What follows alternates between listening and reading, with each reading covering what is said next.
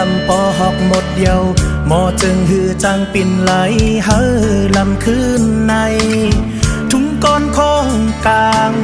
เดเฮ็ดหือแดนขึ้นปอยเดเฮ็ดหือแดนขึ้นแม่ไว้เกจูเยอลม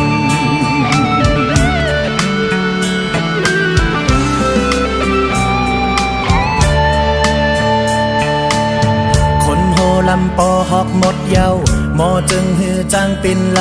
เฮอลำคืนในทุ่งก้อนคงกลางเดเฮ็ดหือแดนขึ้นปอยเดเฮ็ดหือแดนขึ้นแม่ไว้เกจูเยอลมอกเดลือยาเฮอฮักเดอุ่นลุ่มลาลูกใจไหลอึบมาจอมห้อยข่าวเงาเสเดอ้างหาปอทั้งแม่เสพอหันในอ่านเฮ็ดเล่งเยาวกาตาหนึ่งไหลเมื่อไหลก็ไหลลงที่แดมคือจ้างหนขึ้นจูที่สูงนำอันว่านั้น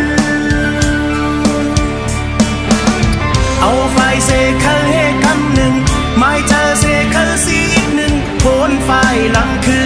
นวงกลางปล่อยพระเจ้าเสกกาตังโลเฮอเต็มทนมีกลุ่มตั้งโจลูกอ่านคาดใจโจไปเมื่อจูดีวันเก่าเฮอปองแหลงหูตราคำเสกาดเย็นกว่าใน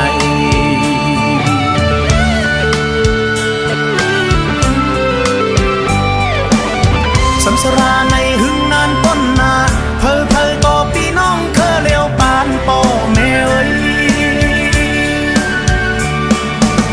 แสนหันเนินนำขึ้นปิ่นพลแสนไล่แลกามันเตอเลยย้อนตากันต่อ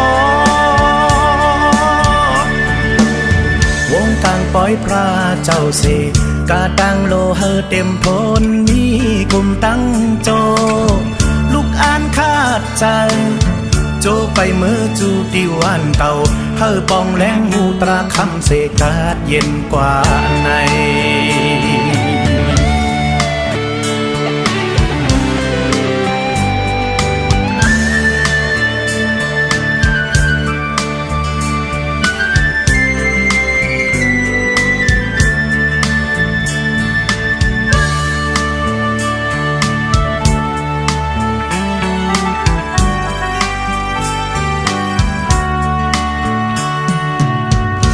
เตลือยาเฮอ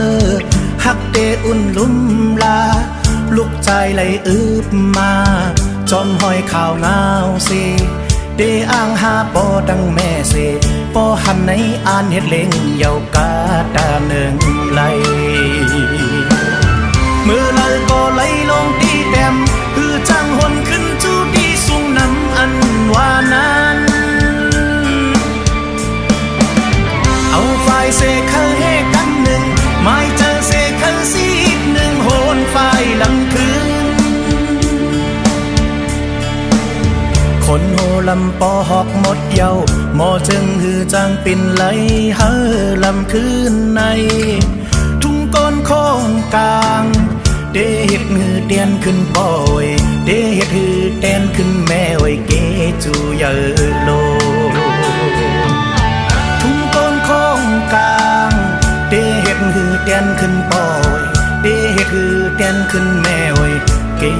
จูเยอโล